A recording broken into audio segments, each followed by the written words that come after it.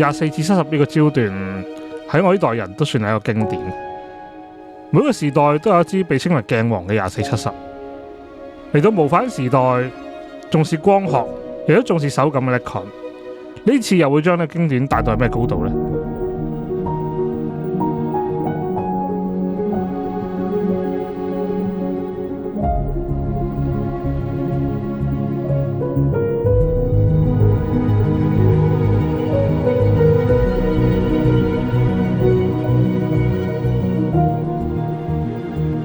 大家好，我係菲力。咁相信咧，如果大家記得嘅話咧，6年前 Nikon Z 推出佢嘅第一支24:70 2.8啊。咁而6年後嘅今日，佢嘅2代終於推出啦。咁而呢支24:70 2.8有啲咩特別咧？今條片同大家咧去睇一睇嘅。咁今代咧最大一個升級咧，就係當佢 zoom 嘅時候咧，係唔會伸長啊。咁一個內變焦嘅設計啦，咁大家咧可以咧擰嘅時候咧，就唔會伸長伸短，保持翻同一個長度啦。同埋佢個結構上面咧，做一個多重嘅改變啦，變咗佢 zoom 嘅時候咧，個重量亦都唔會褪前褪後咧，係方便翻大家，例如係上肩部啦，又或者去手揸嘅時候咧，唔會有個頭重尾輕嘅感覺嘅。同埋有一樣嘢咧，就係佢好似28-135咁咧，咁啊，如果佢係內變焦嘅話咧，除咗肩部咧，你褪前褪後重量不變啦，唔會咧 zoom 嚟 zoom 去變長變短之外咧，你擺喺個 teleprompter， 即係平時我哋拍嘢咧拍 video 嘅，大家會知啊，字幕機擺咗入去入邊嘅話咧，如果你支鏡伸長伸短咧，係需要成部機咧要去轉位嘅，咁而內變焦嘅話，絕對係幫到啦 video 好大幫助嘅。咁都同大家講個 spec 啦，咁但係因為呢支係工程版嚟嘅，所以最終嘅話都睇翻咧到時出貨官方公佈啊。咁啊呢支咧就係一支2.8至22光圈鏡頭，10組14片嘅鏡片，2塊 ED， 3塊非球面嘅。咁啊內變焦設計啦，咁啊大家都頭先聽過啦，咁內變焦真係好犀利啊。咁另外 filter size 77mm 嘅，光圈11片啊。咁最近對焦距離喺 Y 嗰啲咧就0.24米 ，Tele 咧就0.33米嘅。咁放大率咧就係最近咧就係0.21啦，咁而 Tele 嗰段就係0.32嘅，重量非常之輕，675克嘅啫。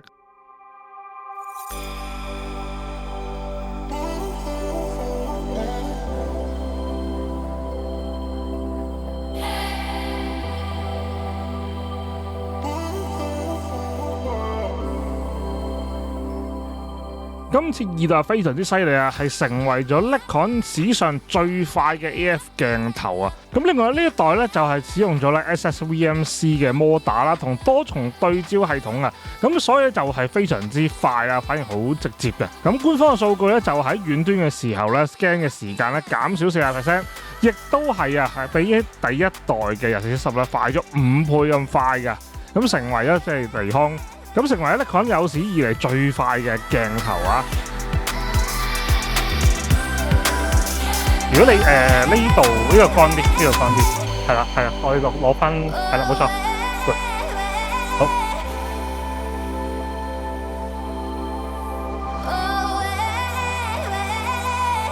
我開翻個聲俾你先，我驚你唔知我影緊。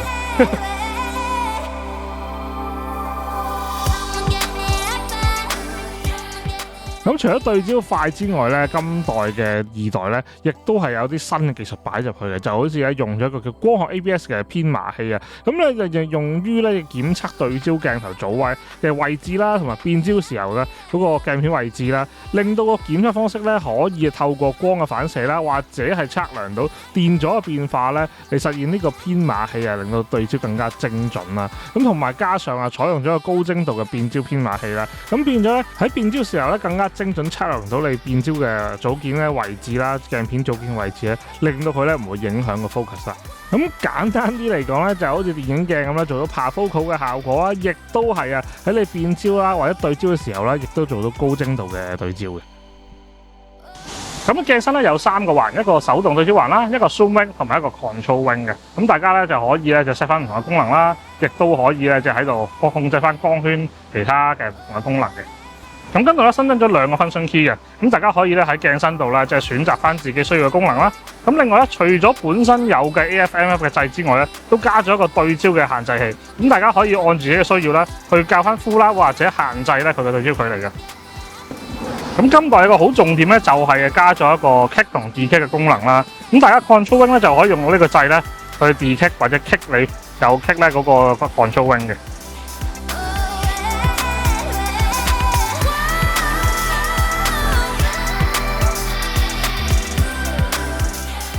咁而呼吸效應嚟講咧，就會影響好多去拍 video 嘅人啦。咁啊，所以咧好多人都會好注重呼吸效應。咁而今代二代咧就係比上代一代咧少超過一半嘅呼吸效應嘅。咁亦都係啦，今代啊比上代嘅對焦聲音咧更加少咗50%。咁其實第一代咧我都覺得冇乜聲啊，咁二代再少50%添。OK。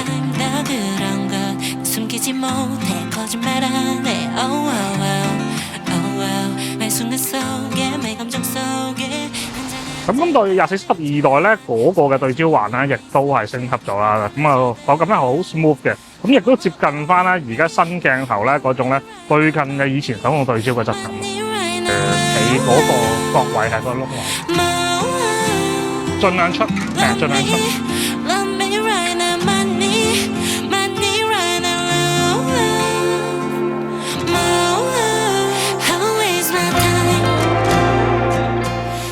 咁除咗鏡組咧好犀利，使用咗雙面嘅非球面加 ED 嘅設計之外咧，咁啊尼康最新嘅 coating 啦，一啲新嘅技術咧，亦都擺埋落塊鏡片度啊！咁所以對於啦，無論係抗污啦或者抗眩光啦，都係非常之厲害嘅。我哋試下對翻呢個。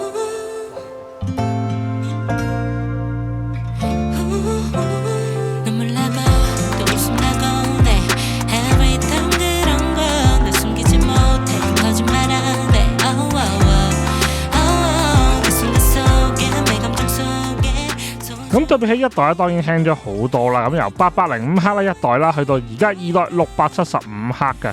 咁亦都因為675克咧，成為咗同類型產品入邊咧最輕嘅一支。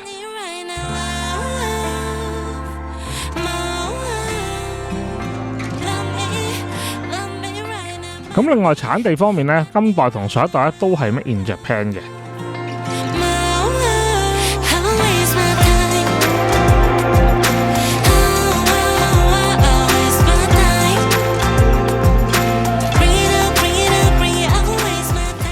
咁而今代咧前面呢個位咧，佢係改用咗金屬製咧，咁就變咗咧，大家喺上張閘啦，或者上 filter 嘅時候咧，就更加咧耐用啦。今次嘅遮光罩咧就多咗個窗口啦，就好似28-35咁咧，可以俾大家打開佢咧。如果大家裝一啲 VND 啦、CPL 咧，就可以直接喺度碌。咁亦都方向咧可以調翻轉啦，可以上面，可以下邊。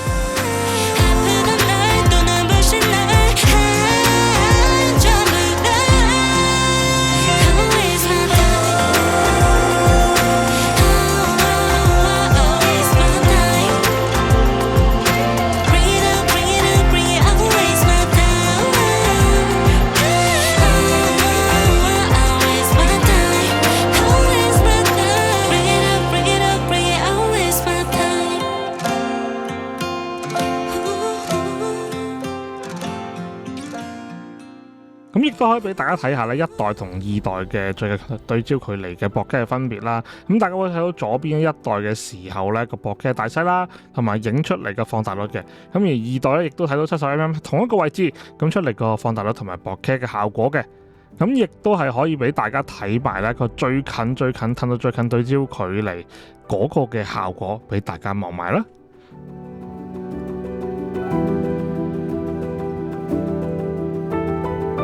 如果太埋咧，有機會就底燈啦，係啦。所以啱啱頭先咧，應該係啦，即係出翻少少嗰啲係啦，呢啲耷低頭，啱好似即係有翻嗰個 contrast， 反而就呢啲好似幾好。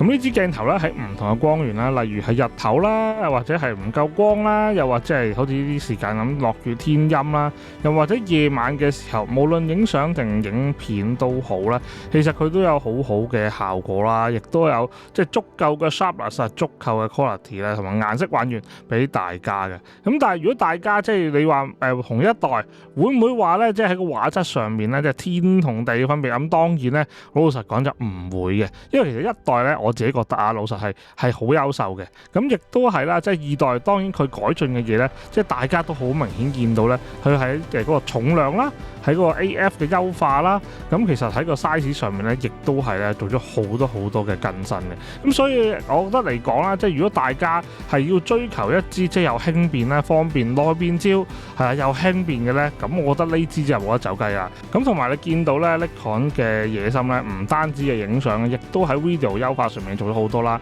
無論呼吸效應啦，無論佢嘅重量嘅變化啦，無論係啊即係佢嘅內變焦設計啦，全部咧都係好有利於咧隻 video 嘅拍攝嘅。咁所以咧呢個咧都係啊一啲神兵利器啊，對於 video 嚟講。咁多謝 Angel 啦，今日幫我哋去一齊試鏡頭啦，一齊拍咗好多唔同嘅片啦、相啦。咁記得大家啦可以去佢個 IG 咧叫 follow 佢啦，亦都可以去埋我個 IG 度 follow 埋我，同埋 like 我片、share 片、subscribe 我 channel 啊。咁記得嚟 share 就俾啲朋友仔睇下啦。無論係 IG 好、YouTube 好啦，記得 share 俾朋友仔睇下啦。咁咧唔知你覺得呢支咧今次即係 Nikon Z 嘅呢支2470S 二代啊，究竟咧出成點樣？你又覺得即係合唔合格啦？又或者你滿唔滿意啊？即係我自己就覺得好滿意啊！即係無論佢嘅畫質啦、佢嘅 AF 啦、size 啦，即係全部都係做到好好啊！亦都係做到最輕嘅一支鏡頭。咁我自己就覺得好中意嘅。咁唔知你覺得點啦？記得下面留言一齊傾下啦！我哋下一次更加多新嘅產品同大家介紹下玩下啦。我哋下次再見，拜拜。